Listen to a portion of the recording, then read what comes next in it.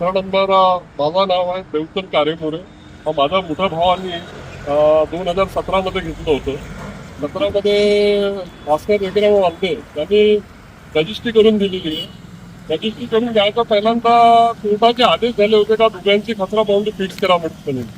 त्यावेळेस नाही का इथले जे अधिकारी होते ठाकरे साहेब त्यांनी इथं स्वतः येऊन त्यांनी मोजणी केली. मोजणी केल्यानंतर कचरा बाउंड्री फिक्स झाली. त्याच्यानंतर कचरा नंबर 108 आहे आणि कचरा नंबर 106 आहे.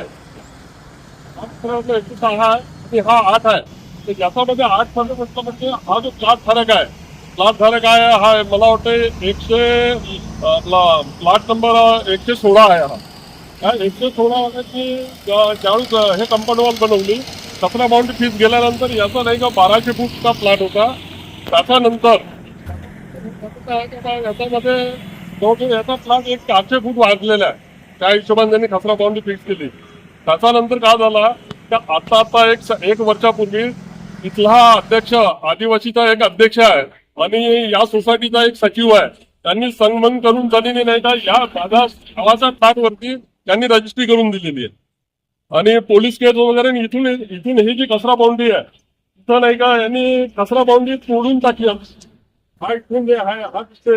आणि हा जो संजय कारुंडे आहे त्यांनी बाजूचा प्लॉट घेऊन त्यांनी या प्लॉटची या आदिवासीवाल्यांना रजिस्ट्री करून मागितली. आणि जवळजवळ रजिस्ट्री करायला 8-10 महिने झाले.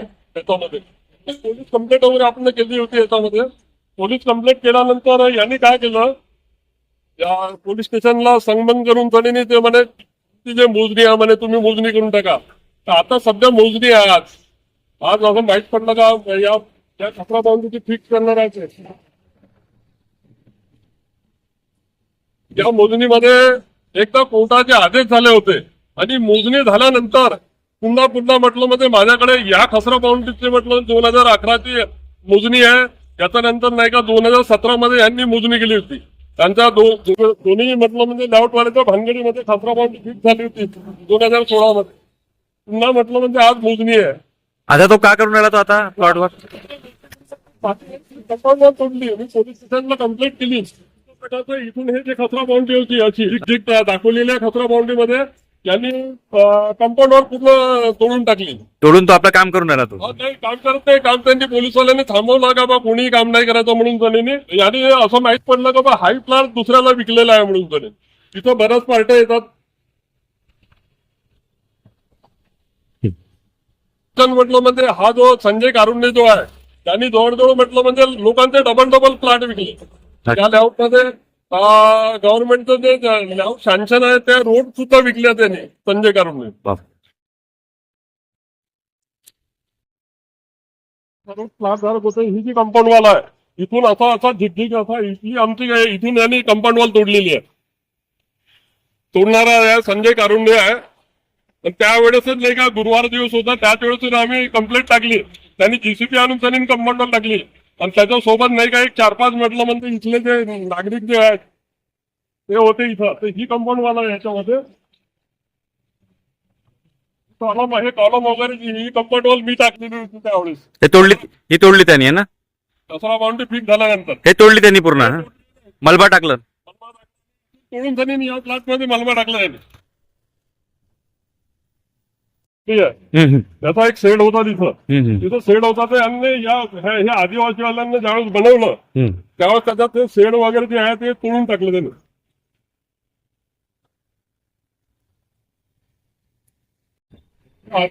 तिथं लेआउट आहे. हे कचरा नंबर 108 आहे. आणि याच्यामध्ये मोजणी झालेली होती. याच्यामध्ये मोजणी झाल्यानंतर काय झाला होता कोर्टाच्या आदेशाने मोजणी झालेली होती. आणि हा प्लॉट नंबर 15 आहे. हा 16 आहे. प्लॉट नंबर 16 आहे. 16 वाल्याचा 1200 फूटची रजिस्ट्री होती.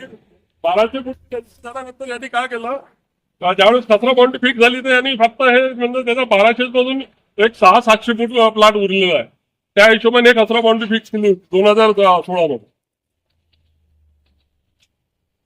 या आदिवासीवाल्यांनी काय केलं का आदिवासीवाल्यांनी हा जो नागपूर बेगरवाला यांची सन्मान करून त्यांनी नाही का माझ्या प्लॉटवरती आता रजिस्ट्री करून दिली 1 वर्ष झाला. या आदिवासीवाल्यांनी माझी जागा आता पुन्हा मोजिंग करून आलं ते हा पुन्हा मोजणी करून झालं त्याच्यात.